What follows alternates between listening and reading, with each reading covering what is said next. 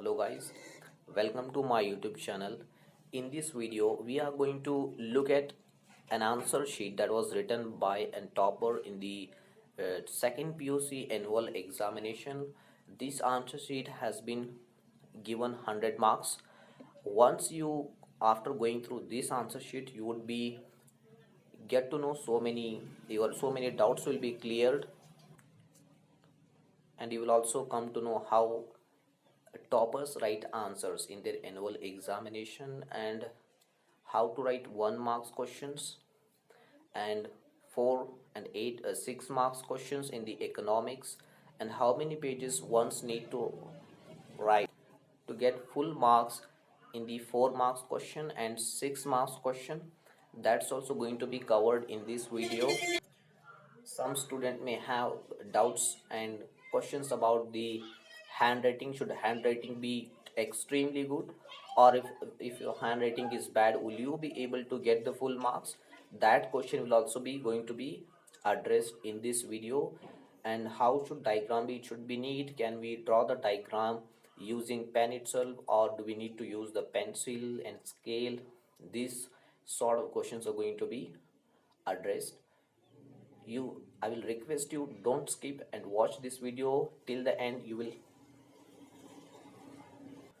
get to know so many new things about writing examination. If you are going to write your examination, final examination this year 2022, I will recommend you not to miss this video. This video is a very important.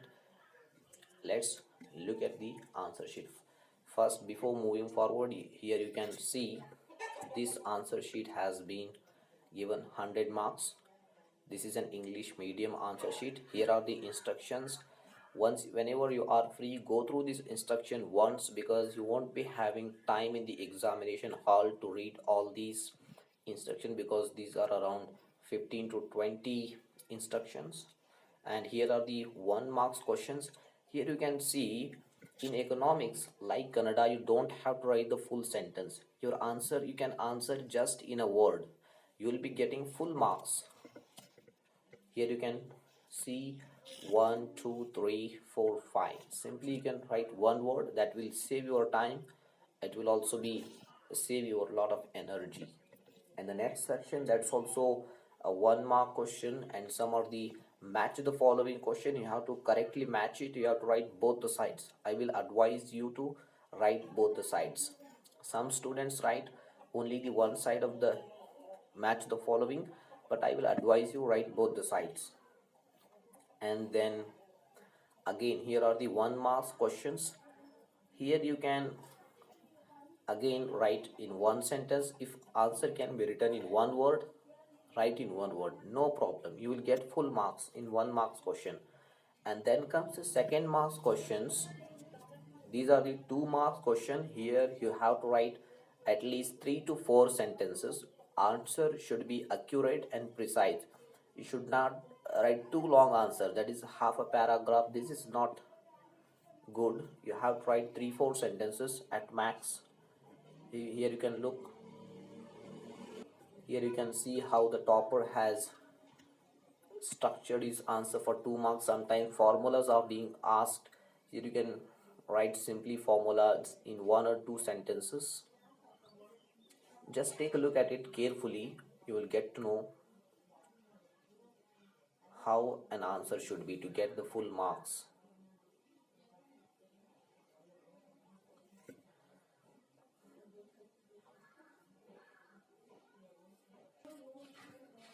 I'm just scrolling. You can pause the video.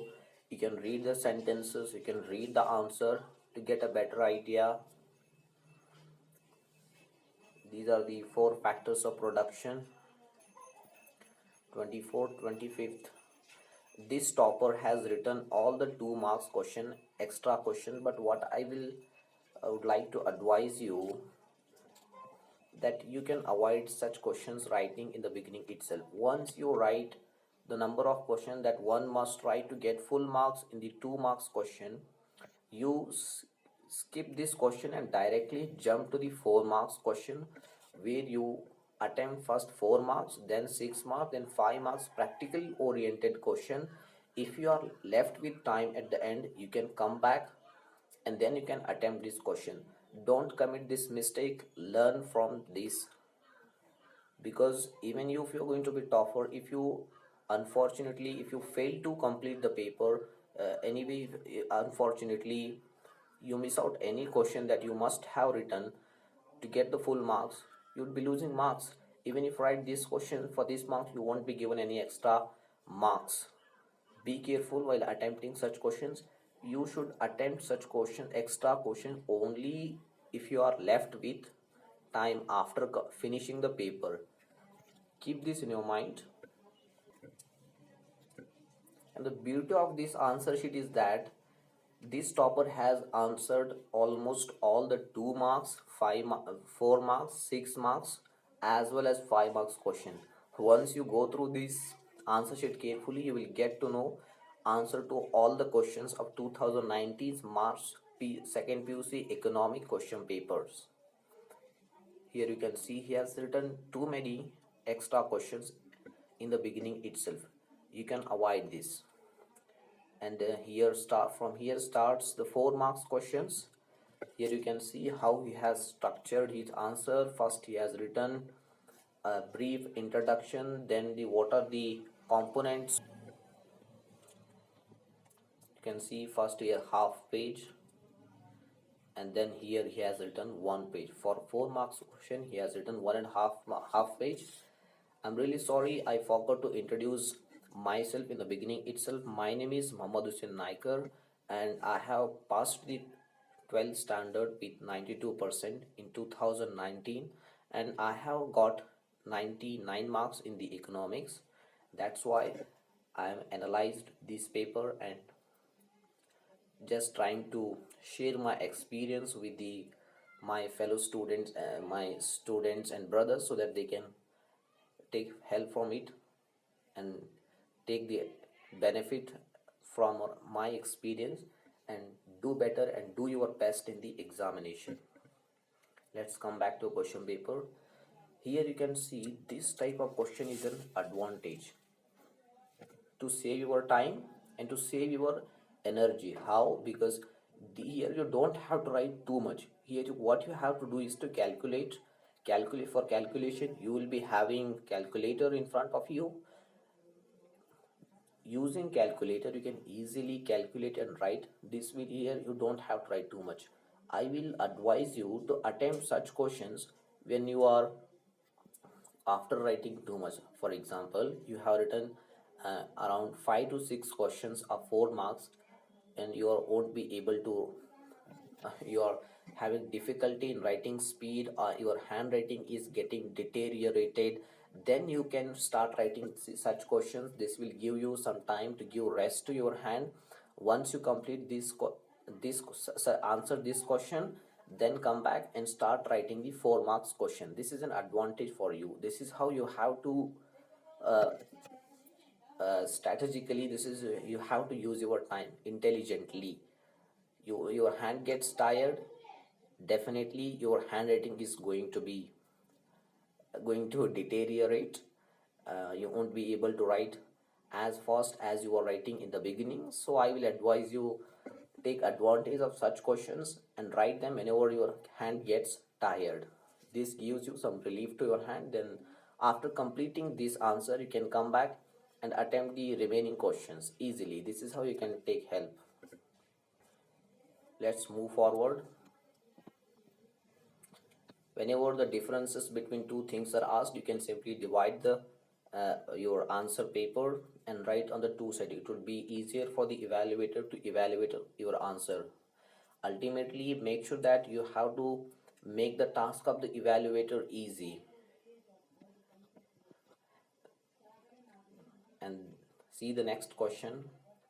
Such types of questions is also an advantage. Here you can save your energy, time while drawing the boxes and diagram. You won't have to write much. This will give relief to your hand. And this is the 38th question.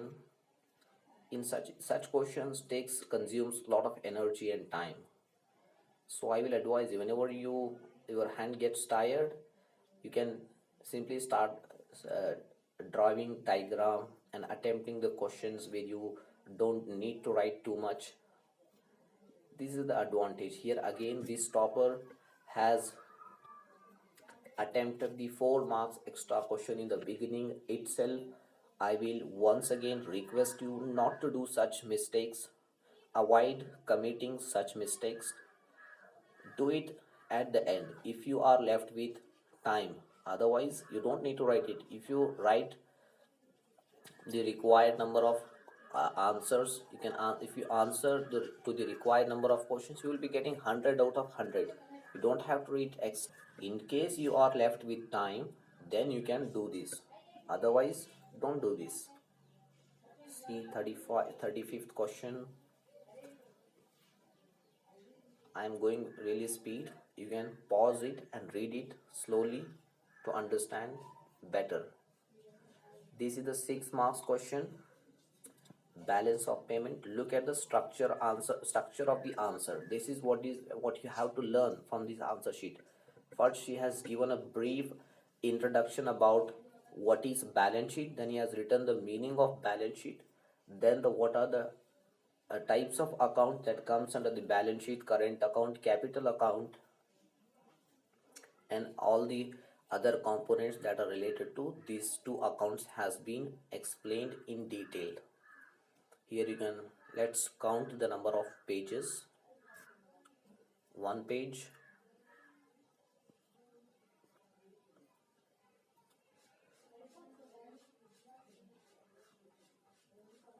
2.5 pages.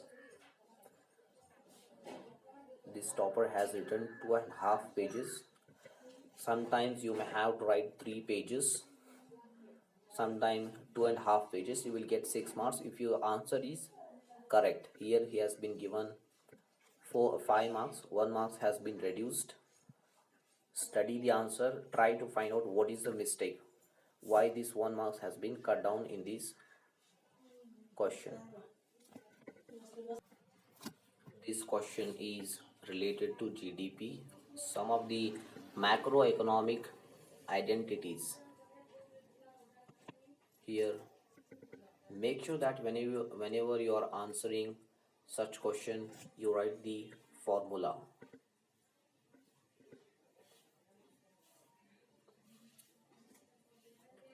And one thing I would like to advise you, always write the subpoint inside the column, not the outside the column. Only main question number should be outside. All the other subpoints should be inside the column.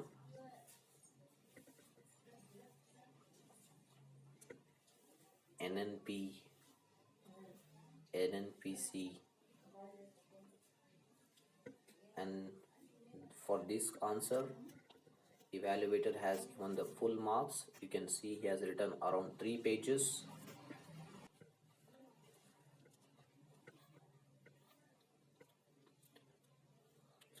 Read the answers carefully. Just taking a look at the answer won't help you much. You have to go through this answer sheet, pause the video, go through the answer. You will get to know, do we have to write as it is in the book, or can we write the answer in our own language? If you understand the topics and concepts, you can answer them in your own language, no problem. Again, here you have to draw the box. This will save your time and energy both.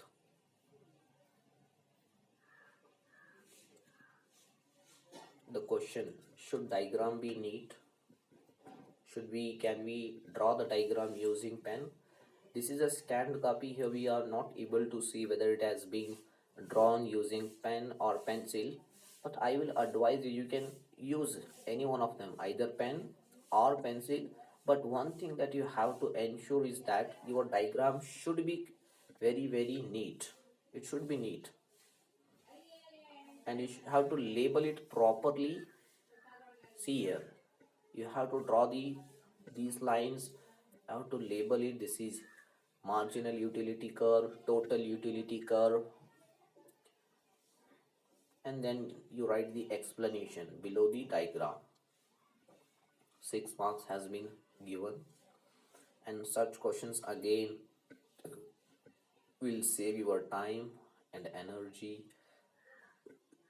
Sometimes you may commit mistakes while calculating. Try to avoid the mistakes, calculate the properly. I think it is comparatively easier compared to the questions where you have to write long pages, 2 3 pages. Here simply writing by half and pages calculation, you will get 6 marks. Once you write the answer the correct, then there will be no scope for the evaluator to reduce the marks. This is the advantage of such types of questions. Let's move forward. This is the practical oriented questions. Here you can see 49, 5 marks, 50. These are the very simple questions. Don't need much time to answer these questions. Here the paper is, the number of pages are over. That's why the supplement has been added. Part C. Again here you see, after finishing the paper, the topper has started writing the 4 marks, remaining 4 marks question. These are the extra questions. You write it only if you are left with sufficient time, otherwise don't do it. Let's move forward quickly. You can pause it and go through the answers slowly. Here you can see the answer which has got around, no, this has been given full marks, no issue. Let's move forward. This is again a 6 marks question, the remaining extra 6 mark question, part D. After finishing the paper has been attempted. Revenue receipts, tax revenue, income tax, all the taxes and classification of tax receipts and taxes has been explained in detail. This has been given 6 marks. This is an extra question attempted by the topper. And then this is a 6 marks question that has been answered. You drawing the diagram, you can see it, diagram is clear, but handwriting, as I told you, there is some problem in this handwriting. Make sure that your handwriting is good enough. It should be, even if it is not extremely good, it should be readable. Evaluator should be able to read your handwriting, only then you will get marks. Otherwise you may lose the marks, 1 or 2, sometimes 3 4. Here the paper is over. Let's quickly recap whatever we have learned from this answer sheet. One thing that we have learned, the structure of the answer and the mistakes that we need to avoid while writing answers. And should we need to write a conclusion, you may have observed in some of the 6 marks question, conclusion has been written. Make sure that you write the conclusion if possible. Introduction should be there in both 4 marks and 8 marks question. Even if you don't write introduction in the 4 marks question, you have to write introduction in the 6 marks question to get 6 out of 6 marks. Dear friends, I hope this video has been of some help to you. If you think that this video is helpful, like this video, share our video with your friends, and subscribe to our YouTube channel to get the notification of all videos. Thank you so much for watching this video. Have a nice day.